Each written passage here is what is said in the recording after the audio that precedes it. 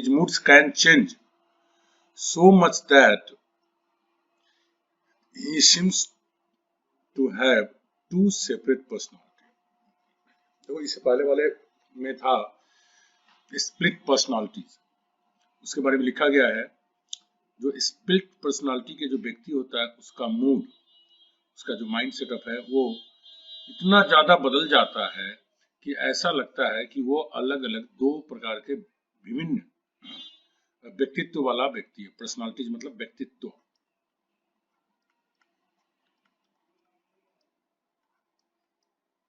ऐसा प्रतीत होता है कि दो अलग अलग व्यक्तित्व का व्यक्ति है। And what is a split second? Split second क्या होता है? ए पार्ट ऑफ सेकंड। हमारा जो सेकंड होता है ना, एक सेकंड हुआ तो एक सेकंड का भी जो हिस्सा हुआ था, टुकड़ा बना देते हैं, तो उसको बोलता है split of second. In other words, दूसरे शब्दों में, an extremely short period of time, अत्यधिक कम समय। अब देखो सेकंड ऑलरेडी बहुत कम होता है और उसका भी हिस्सा करेंगे तो कितना कम टाइम होगा। तो कोई भी चीज अगर बहुत कम टाइम में होता है तो उसको बोलेंगे स्प्लिट ऑफ अ सेकंड या स्प्लिट सेकंड, मतलब ए शॉर्ट पीरियड।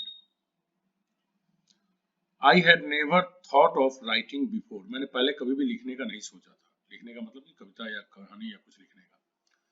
माई first poem got written spontaneously. Spontaneously होता है बिना विचार किए हुए, बिना सोचे समझे, अचानक, बिना किसी प्रिपरेशन के। तो मेरा जो पहला कविता रहा वो अचानक लिखा गया, मैंने कोई प्लानिंग नहीं किया था। अब देखते हैं स्पॉन्टेनियसली वर्ड जो बना हुआ है स्पॉन्टेनियस से बना हुआ है। Spontaneous acts are not planned. Spontaneous जो एक्ट्स होता है वो योजनाबद्ध नहीं होता है और अरेंज्ड, प्रॉपर तरीके से अरेंज किया हुआ नहीं होता है, व्यवस्थित किया हुआ नहीं होता है। बट आर डन, लेकिन उसे किया जाता है बिकॉज, क्योंकि, you suddenly want to do them, क्योंकि आप उसे करना चाहते हैं इसलिए अचानक आप उसे कर लेते हैं। A spontaneous event happens as a result of natural feelings और कॉज विदाउट आउटसाइड फोर्स और इन्फ्लुएंस। पहले इसमें वर्ड्स देख लेते हैं फिर हम हिंदी लगाएंगे। स्पॉन्टेनियस मतलब अचानक किया गया, इवेंट मीन्स घटना, हैपेंस मीन्स होना, एज ए रिजल्ट ऑफ के परिणाम स्वरूप, नेचुरल फीलिंग्स स्वाभाविक भावना, कॉजेस कारण, विदाउट के बिना, आउटसाइड फोर्स बाहरी कारण, इन्फ्लुएंस मतलब प्रभाव। तो स्पॉन्टेनियस कोई घटना होती है तो वो आपके जो स्वाभाविक फीलिंग्स है या स्वाभाविक कोई कारण है उसकी वजह से होती है, ना कि कोई बाहरी दबाव या बाहरी प्रभाव के कारण। And then a new phase of my life started, और फिर मेरी जिंदगी का एक नया अध्याय, देखो ए न्यू फेज, एक नई अध्याय शुरू होती है। देखो फेज क्या होता है, एक फेज, दो फेज, तीन फेज, जो हिस्सा बना होता है अध्याय, इसको हम लोग पाठ में कहते हैं। तो and then a new phase of my life started, और फिर मेरी जिंदगी का एक नया अध्याय शुरू हो गया। आई बिगेन, देखो बिगिन का सेकेंड फॉर्म हो गया began. I began to write poems sporadically. I began to write poems sporadically. देखो sporadic वर्ड से बना हुआ है। sporadic वर्ड एसएससी के लिए बहुत फेमस वर्ड है, बहुत पूछता है। मतलब होता है रुक रुक कर,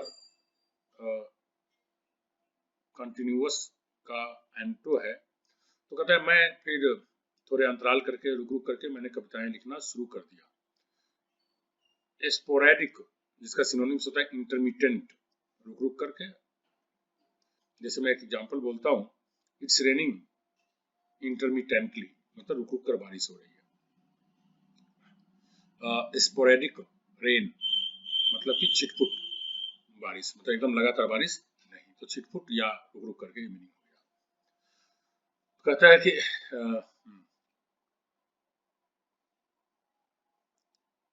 स्पोरेडिक अकरेंस, अकरेंस मतलब होना, किसी घटना या किसी चीज का होना, अकर से बन गया अकरेंसेज।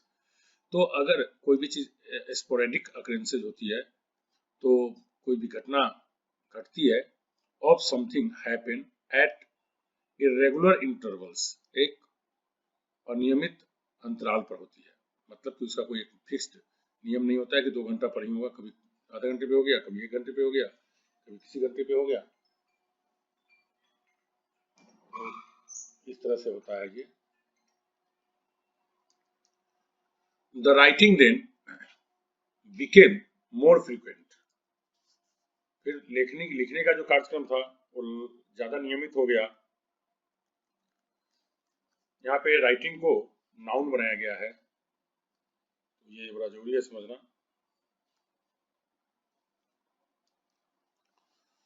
The writing then became more frequent, तब लिखने का जो कार्यक्रम है और ज्यादा फ्रीक्वेंट हो गया। देखो फ्रीक्वेंट मतलब क्या होता है, किसी चीज का बार बार होना।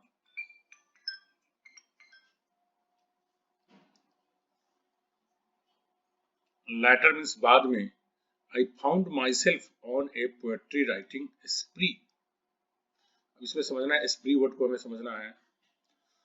The writing then became more frequent, हमारे जो लिखने का कार्यक्रम था वो ज्यादा बार बार होने लग गया। लैटर, LATER, लैटर मतलब बाद में, इस समय के लिए बहुत होता है। आई found my self on a poetry writing स्प्री। स्प्री मतलब ये होता है कि किसी को करने में आप उसको काम समझ के नहीं करते हैं, मौज मस्ती के लिए करते हैं, तो वो हो गया स्प्री। खास करके आप फ्री टाइम में रहते हैं, आप गाना गा लेते हैं, तो वो फिर स्प्री हो गया। आप कोई ऐसा चीज करते हैं जिससे मौज मस्ती होता है, वो आपका काम नहीं है, तो दैट इज कॉल्ड स्प्री। तो इस बात का ध्यान देना, जैसे फ्री टाइम है हमारे पास और उस दौरान हम कुछ कर लेते हैं, तो वो क्या कहलाता है, हमारा स्प्री कहलाता है। उसके लिए हमें कोई एक्स्ट्रा वर्क या मेहनत करने की जरूरत नहीं पड़ती है, और उससे मुझे हरासमेंट भी नहीं फील होती है। अब देखते हैं, if you spend a period of time doing something in an excessive way. देखो एक्सेस मतलब होता है अत्यधिक, वे मतलब तरीका, और खास करके जब मौज मस्ती वाला चीज करते हैं तो आप खूब मस्ती में करते हैं, खूब अधिक करते हैं। You are going on a particular kind of spree, मतलब क्या आप किसी खास तरह के मौज मस्ती कर रहे हैं और उस तरह की चीजों को खूब करते हैं, मतलब उसमें आपको खूब आनंद आता है, मस्ती करते हैं उसका। It was fun all the way. देखो ऑल द वे एक फ्रेज है जिसका मतलब होता है पूरी तरह से। तो मतलब पोएट्री लिखना पूरी तरह से एक मजे की बात हो गई थी। They called me a sprightly poet. देखो ये it's a beautiful word. They called me a sprightly poet. Sprightly का मतलब होता है एक्टिव। खास करके कोई व्यक्ति ओल्ड एज में हो और फिर भी चुस्त दुरुस्त एक्टिव हो, तो वैसे लोगों को स्प्राइटली बोलते हैं। देखो स्प्राइट, स्प्राइट से बना हुआ है। स्प्राइट, स्प्राइट मतलब होता है फुर्तीला। तो खास करके ऐसा व्यक्ति जो ओल्ड एज में हो और वो कोई बात कोई काम करे बहुत जीवंत की तरह एक्टिव होकर के, तो वैसे लोगों को बोलते हैं स्प्राइट। तो स्प्राइटली पोएट बन गया हो। ए स्प्राइटली पर्सन, कोई व्यक्ति जो स्प्राइटली है, स्पेशली एन ओल्ड पर्सन, खास करके एक बूढ़ा व्यक्ति, इज लाइक, एकदम जीवंत रहता है। लाइक मतलब क्या होता है, जीवंत, एकदम जोश खरोश भरा हुआ, एंड एक्टिव, सक्रिय।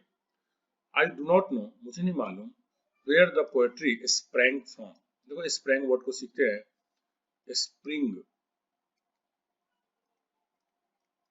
स्प्रिंग जब नाउन के रूप में यूज किया जाता है तो इसका मतलब होता है बसंत। बसंत का सीजन होता है। और जब वर्ब के रूप में हम यूज करते हैं तो इसका मतलब होता है उछलना।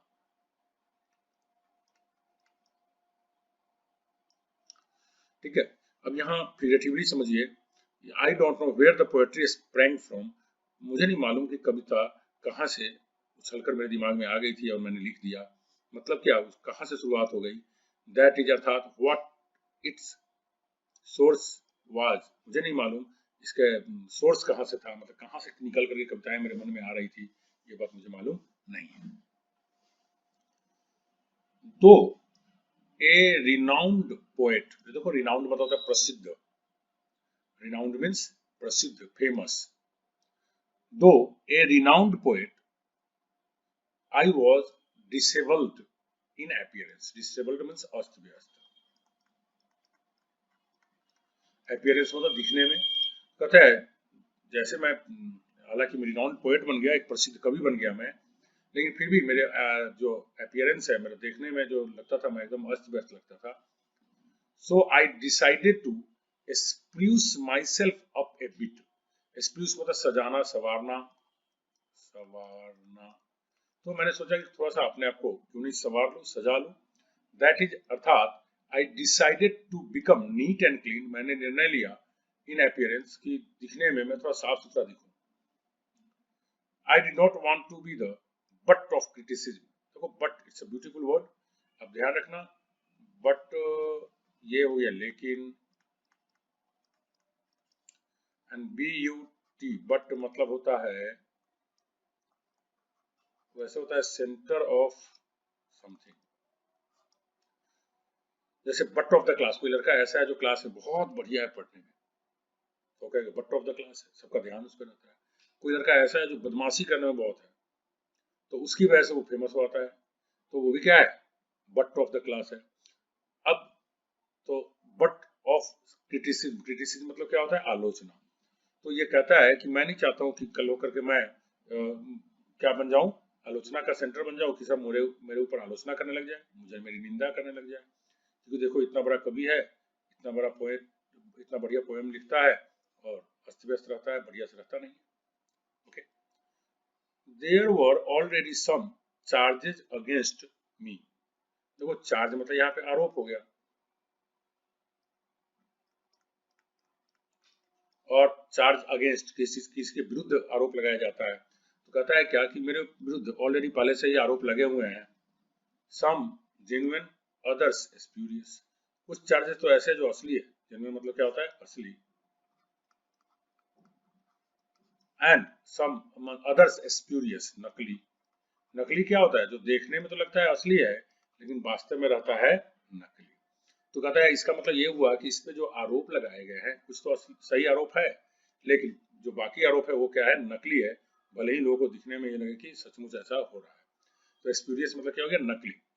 दैट विच इज स्प्यूरियस, जो भी चीज स्प्यूरियस होता है, सिम्स टू बी जेन्युइन, वो लगता है कि जेन्युइन है, वो लगता है कि असली है, जेन्युइन मीन्स असली, बट इज फॉल्स, लेकिन वो रहता है झूठा, नकली रहता है। वन ऑफ द चार्जेस, मेरे ऊपर जो एक आरोप लगाए गए हैं, वाज दैट कि आई स्पर्न्ड द एडवाइस, मैं सलाह का रिजेक्ट करता हूँ। स्पर्न मतलब होता है रिजेक्ट करना, इनकार कर देना, लौटा देना।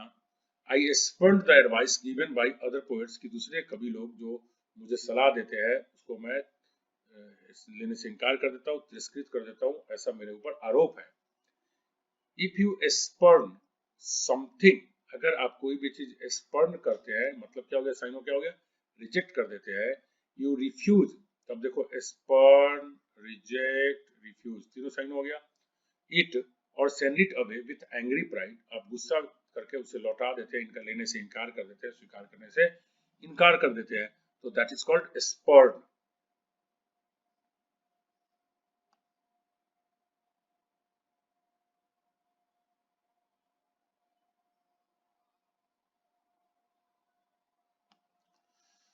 द रिसेंट स्पर्ट, रिसेंट मतलब हाल ही का, स्पर्ट मीन्स हलचल, हलचल। देखो स्पर्ट मतलब क्या होता है कि सब कुछ शांत है, अचानक उसमें कुछ सुबगाहट होने लग गई, हम मतलब हलचल आने लग गई, दैट इज कॉल्ड हलचल। The recent spurt in Dalal Street was due to the budget speech. ये जो दलाल स्ट्रीट किसको बोलते हैं, जहाँ शेयर मार्केट है हमारा मुंबई में, जो शेयर मार्केट है उसको बोलते हैं दलाल स्ट्रीट। तो शेयर मार्केट का जो एरिया है उसको दलाल स्ट्रीट बोलते हैं। तो दलाल स्ट्रीट में मतलब शेयर मार्केट में अचानक हाल ही में क्या हुआ कि हलचल आ गई। क्यों, वो हलचल किस वजह से हुई थी, बजट के स्पीच से, कि बजट में क्या होने वाला है उसके स्पीच सुनकर लोगों में सुगबुगाहट आ गई, ज्यादा खरीदारी होने लग गई, ज्यादा बिक्री होने लग गई। ए स्पर्ट ऑफ एक्टिविटी, अगर किसी क्रियाकलाप में स्पर्ट होती है, एफर्ट कोशिश में स्पर्ट होती है, इमोशंस भावना में स्पर्ट होती है, is a sudden brief period of it with intensity, मतलब अचानक एक शॉर्ट टाइम में उसमें कोई भी काम जो हो रहा है उसमें ज्यादा तीव्रता आ जाती है। इंटेंसिटी मतलब तीव्रता, पहले भी आ चुका है। If something happens in spurts, अगर कोई भी चीज इनएक्सपर्ट्स होता है, there are periods of activity followed by periods of inactivity. मतलब ऐसी क्रियाएं जो पहले एकदम शांत थी, इनएक्टिव था, और जस्ट उसके बाद कोई हलचल मचने लग गई, लोग कोई काम करने लग गए बहुत ज्यादा, तो वो क्या कहलाता है? Spurts, inexperts. So much for the blue chip investors. तो ब्लू चिप इन्वेस्टर्स कौन था? इन्वेस्टर्स मतलब निवेशक, ब्लू चिप मतलब जो बहुत बड़ी बड़ी कंपनी में, खास करके आजकल टेक्निकल जो आईटी सेक्टर्स में जो इन्वेस्टमेंट होता है वो सब कहते हैं ब्लू चिप। तो जो बड़ी बड़े कंपनीज में जो इन्वेस्टर्स है, निवेशक है, उसके बारे में बोल रहा है। सो much for the blue chip investors. ये काफी कुछ था किसके लिए? ब्लू चिप निवेशक के लिए, इन्वेस्टर्स के लिए। But what is being done for those dwelling in squalid slums? तो लेकिन ड्वेल मतलब होता है निवास करना, रहना। कहता है ठीक है, ब्लू चिप इन्वेस्टर्स जो बड़े बड़े पैसे वाले बड़ी बड़ी कंपनियों में इन्वेस्ट करेंगे, उसके लिए तो फिर बहुत बात हुआ शेयर में, बजट में। लेकिन ऐसे लोग जो गंदे झुग्गियों में रह रहे हैं, उसके लिए क्या किया जा रहा है? स्क्वेलिड मीन्स होता है गंदा, और स्लम्स मतलब झुग्गी। तो कहता है जो गंदे झुग्गी झोपड़ियों में रह रहे हैं, उसके लिए क्या किया जा रहा है? ए स्क्वेलिड प्लेस, एक स्क्वेलिड जगह, इज वेरी डर्टी, बहुत गंदा होता है, एंड अनप्लीजेंट, अप्रिय होता है, especially as a result of lack of care, खास करके ध्यान नहीं दिए जाने के कारण, और लैक ऑफ मनी, पैसा नहीं होने के कारण या पैसा की कमी होने के कारण। The children of slums will be compelled to be involve in squalid activities. क्या होगा? इस झुग्गी झोपड़ियों के जो बच्चे हैं उस पर दबाव पड़ेगा, कंपेल्ड, दबाव पड़ेगा कि वे गंदे क्रियाकलापों में अपने आप को इन्वॉल्व कर ले, शामिल कर ले। तो स्क्वैलिड का साइन हो गया सॉर्डिड। अभी से प्रीवियस लेसन में आपने पढ़ा था सॉर्डिड, सॉर्डिड मींस गंदा, तो स्क्वैलिड का भी मतलब हो गया सॉर्डिड, गंदा। Squalid activities are the ones with low moral standards. Squalid क्रियाकलाप वो होती है जो नैतिक रूप से निम्न स्तर का होता है। Give the poor money but along with education. गरीब लोगों को पैसे दीजिए, लेकिन साथ साथ उसके साथ साथ शिक्षा भी दीजिए, और एल्स नहीं तो they will squander it on drinking और गैम्बलिंग। नहीं तो वो क्या करेंगे? इस पैसे को बर्बाद कर लेंगे। स्क्वेंडर मतलब होता है फिजूल का खर्च कर लेना,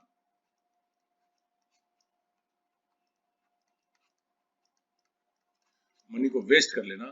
तो दे विल स्क्वेंडर, वे लोग फिजूल खर्च कर लेंगे, it on drinking and gambling, पीने में या जुआ खेलने में।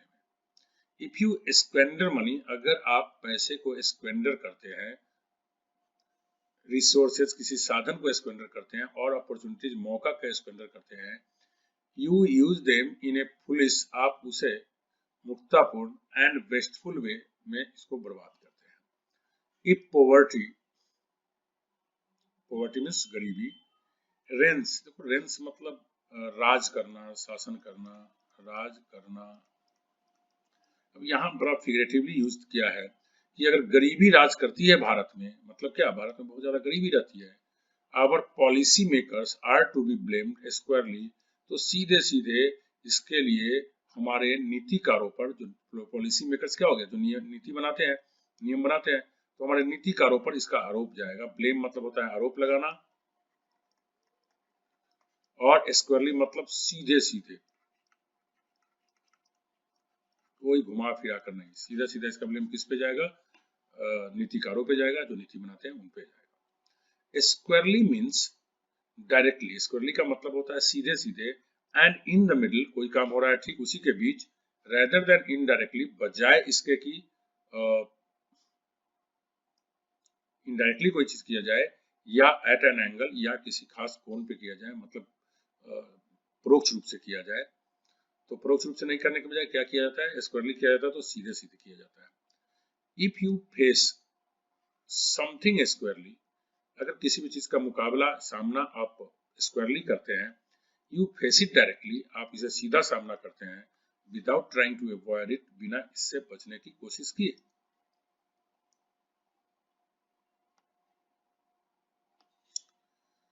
great efforts were put in to make the Miss Delhi contest a success. बहुत बड़ी कोशिश की गई दिल्ली में जो एक कॉन्टेस्ट की जा रही थी, मिस दिल्ली कॉन्टेस्ट जो की जाती, कॉन्टेस्ट मीन्स प्रतियोगिता, उसको सफल बनाने के लिए. But it turned out to be a damp squib. लेकिन यह फुस साबित हुआ, यह असफल साबित हुआ. डैम्प मतलब होता है गीला, स्क्वीप मतलब पटाखा. तो कोई पटाखा जैसे गीला हो जाए तो क्या होता है, आग लगाओगे उसमें फुस हो जाएगा. लेकिन वो जो बड़े जोर शोर से मिस दिल्ली कॉन्टेस्ट किया गया, लेकिन यह असफल रहा. जिस तरह से एक पटाखा फुस कर जाता है उस तरह से रहा. A squib is a small toy explosive. Squib जो होता है एक छोटा सा खिलौना वाला विस्फोटक होता है. एक्सप्लोसिव मीन्स विस्फोटक. Now what will happen if the squib is damp. Damp मतलब क्या, गीला, मॉइस्चर, नमी वाला. क्या होगा अगर कोई पटाखा में नमी लग जाए, गीला हो जाए तो? It will fail to explode, मतलब ये विस्फोट नहीं कर पाएगा या विस्फोट करने में असफल हो जाएगा. सो एन इवेंट, इसलिए कोई घटना, और ए परफॉर्मेंस, कोई प्रदर्शन, इज ए डैम्प स्क्वीप, को हम डैम्प स्क्वीप कहेंगे, असफल कहेंगे. When it is expected to be interesting, जब इसे उम्मीद किया जाता है कि यह रोचक हो, एक्साइटिंग हो, उत्तेजक हो और इम्प्रेसिव, प्रभावशाली हो. बट फेल्स टू बी सो, लेकिन ऐसा होने में वह असफल रहता है. Admissions have been stalled. Stalled मतलब होता है स्थगित कर देना. स्थगित कर देना. Till further notice. अगले नोटिस, अगली सूचना से पहले, जब तक अगली सूचना नहीं आती है तब तक सभी एडमिशंस क्या कर दिए गए, बंद कर दिए जाते हैं, रोक दिए जाते हैं, स्थगित कर दिए जाते हैं. इफ ए प्रोसेस स्टॉल्स, अगर कोई प्रक्रिया स्टॉल्स करती है, इट स्टॉप्स, यह रोक दी जाती है, but may continue at a later time, लेकिन यह बाद वाले समय में, आने वाले समय में यह आगे बढ़ाया जा सकता है, मतलब फिर से इसको शुरू किया जा सकता है. द एडमिशन इंचार्ज, मतलब ऐसा व्यक्ति जिसके हाथ में एडमिशन लेने का अधिकार है, वो क्या कहलाएंगे, admission in charge. The admission in charge wants the process to be free and fair. वो चाहते हैं कि एकदम स्वतंत्र हो, बिना भय के हो, कोई इसमें गड़बड़ी नहीं हो. But he has few stalwart supporters, लेकिन उसके पास कुछ हट्टे कट्टे, staunch इसका साइनो है, मजबूत, क्या है, सपोर्टर्स है. आगे हम देखेंगे इसमें इसके रिलेटेड क्या बात है. तो आपने इस तरह से बहुत सारे शब्द देख लिया. Thank you very much.